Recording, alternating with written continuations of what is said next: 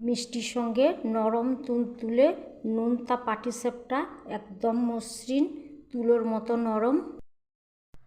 আসসালামু আলাইকুম, রূপা রান্নাঘরে সবাইকে জানাই স্বাগত। আপনারা সবাই কেমন আছেন? আলহামদুলিল্লাহ আমি খুব ভালো আছি। চলে এলাম আরেকটা নতুন রেসিপি নিয়ে, টেস্টি।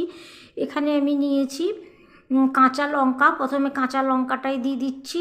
আর এখানে নিয়েছি মটরশুঁটিটা ছিলে গ্রাইন্ডার বাটির মধ্যে দিয়ে দিচ্ছি পরিমাণ মতো জল দিয়ে একটা মিহি পেস্ট তৈরি করে নেব। আশা করছি এই রেসিপিটা আপনাদের খুব ভালো লাগবে। প্রথম থেকে শেষ পর্যন্ত দেখবেন প্লিজ। এখানে একটা বড় বাটির মধ্যে আমি দিয়েছি এই বাটির মাপে সুজি আর ময়দা। এবার আমি দিয়ে দিচ্ছি আতপ চালের গুঁড়ি, 3 রকমই দিচ্ছি। 3 রকম দিয়ে ব্যাটারটা তৈরি করে নেব। এর মধ্যে আমি দিয়ে দিচ্ছি লবণ, স্বাদ মতো লবণ দিচ্ছি। এখানে আমি উষ্ণ কুসুম গরম করে নিয়েছি দুধ দিয়ে দিচ্ছি। দুধটা একবারে বেশি করেই দিয়ে দিলাম। দিয়ে ব্যাটারটা তৈরি করব। বেশি করে দিতে হবে, একটু করে দিলে হবে না। একটু করে দিলে দলা পেকে যেতে পারে, গিলটা হয়ে যাবে, মুলাম হবে না, মসৃণ হবে না। আর এভাবে বেশি করে পরিমাণ মতো একটু জল দিয়ে দিলে ব্যাটারটা একদম পাতলা হবে। ব্যাটারটা আমার ঘোলা হয়ে গেছে। এই পিঠেটা আমি 2 রকমের তৈরি করব। এবার আমি অর্ধেকটা এই বাটির মধ্যে ঢেলে নিচ্ছি। একটা বাটির মধ্যে অর্ধেকটা আমি ঢেলে সরিয়ে রেখে দিচ্ছি। এবার এই বাটির মধ্যে আমি দিয়ে দিচ্ছি মটরশুঁটি আর কাঁচা লঙ্কা বাটা।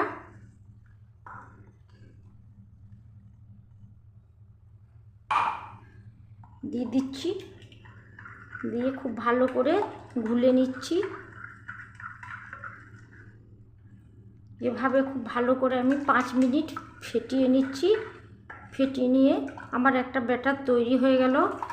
আমি 5 মিনিটের জন্য রেস্টে রেখে দেবো। কড়াইয়ে দিয়েছি পরিমাণ মতো সরিষার তেল।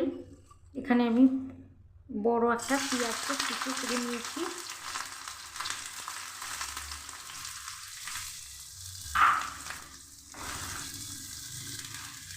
পেঁয়াজ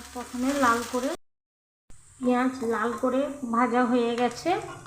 এখানে আমি দিয়ে দিচ্ছি কয়েকটা কাঁচা লঙ্কা, ঝাল মুখে পড়বে, টেস্ট লাগবে। এখানে দিয়ে দিচ্ছি আদা রসুন বাটা,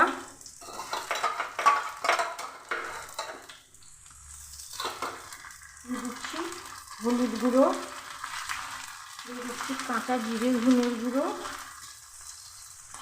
দিয়ে দিচ্ছি লঙ্কার গুঁড়ো। এখানে আমি একটু শুকনো লঙ্কার গুঁড়ো ব্যবহার করলাম।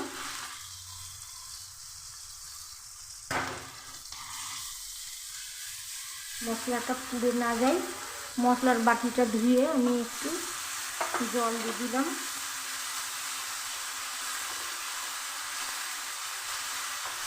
মশলাটা একটু কষিয়ে নিচ্ছি।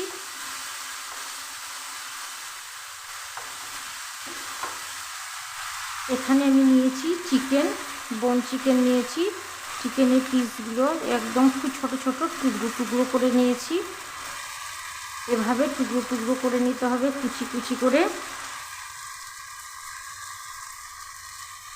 আমি কোনো হাড়টা নিইনি, হাড়গুলোকে ফেলে দিয়েছি চেঁচে। আর মশলাটা আমার কষা হয়ে গেছে। এবার চিকেন আমি মশলার মধ্যে দিয়ে দিচ্ছি স্বাদ মতো লবণ দিয়ে দিচ্ছি। আর দিয়ে দিচ্ছি একটু সামান্য একটু জল।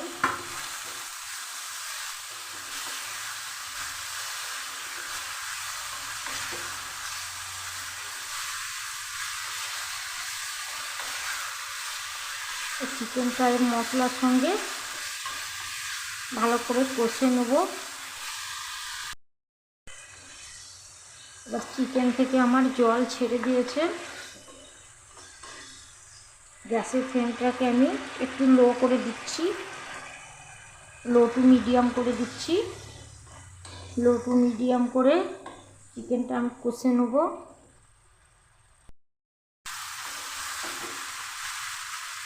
আর আমি দিয়ে দিচ্ছি কয়েক দানা চিনি, টেস্টটা আর একটু বাড়িয়ে দেবে। দিয়ে দিচ্ছি ফ্লেভারের জন্য গরম মশলা,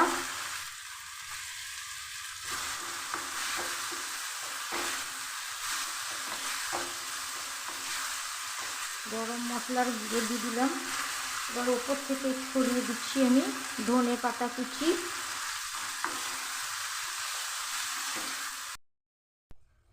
এবার কড়াইয়ে ভালো করে তেল ব্রাশ করে নিচ্ছি। এবার দিয়ে দিচ্ছি ব্যাটার, দিয়ে দিচ্ছি, এভাবে ঘুরিয়ে দিচ্ছি। কিছুক্ষণ ওয়েট করছি। এবার চারিদিকে কড়াই থেকে উঠে যাচ্ছে। এবার আমি দিয়ে দিচ্ছি চিকেন পুর, দিয়ে দিচ্ছি। আমি এখানে চিকেনটাই ব্যবহার করেছি, আপনারা ইচ্ছে করলে ভেজিটেবলও দিতে পারেন যারা চিকেন পছন্দ করেন না। এভাবে দিয়ে খুব সহজে এভাবে ফোল্ড করে নিচ্ছি। আমার একটা রেডি হয়ে গেল। সেম আমি আবারও দেখিয়ে দিচ্ছি। তেলটাকে ব্রাশ করে নিতে হবে, খুব ভালো করে তেল ব্রাশ করে নিচ্ছি। কড়াইটাকে একটু গরম করে নিচ্ছি। গ্যাসের ফ্লেমটাকে লো টু মিডিয়াম করে রেখেছি। এবার ব্যাটার দিয়ে দিচ্ছি। এবার দিয়ে খুব সহজে ঘুরিয়ে নিচ্ছি। কিছুক্ষণ ওয়েট করছি। আবারও কড়াই থেকে উঠে যাচ্ছে। দিয়ে দিচ্ছি চিকেন পুর। এভাবে চিকেন পুর দিয়ে দিচ্ছি। সেম একইভাবে এভাবে নিয়ে এভাবে ফোল্ড করে দিচ্ছি। এভাবে তুলে নিচ্ছি। আমার দ্বিতীয় হয়ে গেল। লাগিয়ে নিচ্ছি, তেলটাকে এভাবে ব্রাশ করে নিচ্ছি। ভালো করে কড়াইটাকে গরম করে নিয়েছি। গরম করে নিয়ে এবার আমি ব্যাটার দিয়ে দিচ্ছি। এভাবে করে দিয়ে ঘুরিয়ে নিচ্ছি। দেখুন বন্ধুরা, দেওয়ার সঙ্গে সঙ্গে কত সুন্দর হয়ে যাচ্ছে। আমি একটু 1 মিনিট হতে দেবো।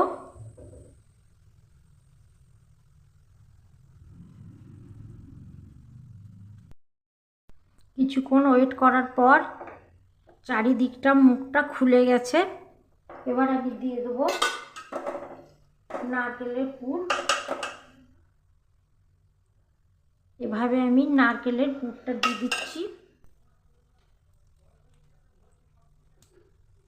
এভাবে পুর দিয়ে দিচ্ছি। এভাবে প্রথমে ভাঁজ করে দিচ্ছি, তারপর এদিকটা ভাঁজ করে দিচ্ছি। এভাবে ভাঁজ করে নিয়ে হালকা করে সাবধানে তুলে নিতে হবে। আমার একটা পাটিসাপটা একদম বন্ধুরা, এক এক করে আমার সব পাটিসাপটাগুলো তৈরি হয়ে গেছে, নরম ও সফট। ঠিক আমি যেভাবে বানিয়েছি এভাবে বানিয়ে খাবেন। আর আমার পাটিসাপটাটা যদি ভালো লেগে থাকে, লাইক সাবস্ক্রাইব করে আমার পাশে থাকার অনুরোধ রইল। এইরকম সফট, নরম আর নতুন নতুন ভিডিও পেতে অবশ্যই আমাকে সাপোর্ট করবেন। সবাই ভালো থাকবেন, সুস্থ থাকবেন। আজকের মতো আসি, আবার দেখা হবে নতুন একটা রেসিপি নিয়ে। আল্লাহ হাফেজ।